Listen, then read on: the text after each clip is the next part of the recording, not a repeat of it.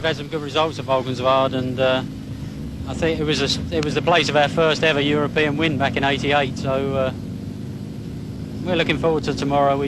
Per Eklund just tells us we're quickest in the first practice session, so that's a good start.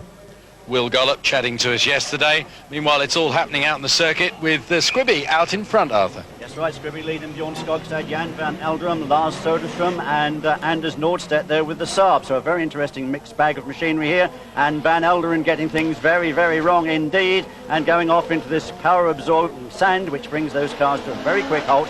And it's left of Bjorn Skogstad then to chase home through the chicane here. Barry Squibb. Barry back then, once again, the engine fully rebuilt, of course, after those Irish problems by Julian Godfrey, and there he is now with Bjorn Skogstad tucked right under his rear spoiler.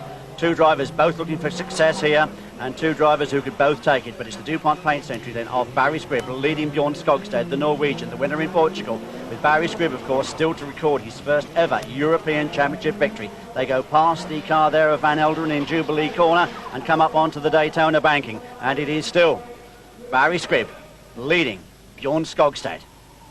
Very little to choose between these two Escort Cosworth drivers.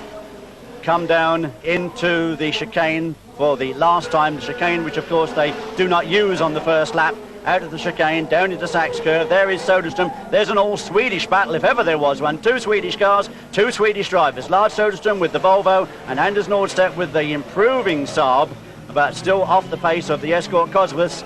And Bjorn Skogstad, who told me this morning, well, ever since Portugal there's been a succession of engine problems. I hope I've overcome them now. And Anders Nordstedt was also telling us that he's much, much happier with the handling now of this Saab. He's growing in confidence, and he really feels that the car is beginning to become a serious challenger. But there, taking the checkered flag, is Barry Squibb, and a very close run into second place for Bjorn Skogstad. The battle goes on behind him between the two Swedish drivers, and it's Nordstedt having a look on the inside as they come out of Tarzan corner, but Soderstrom holds him off, and the Volvo beats the Saab through to the checkered flag.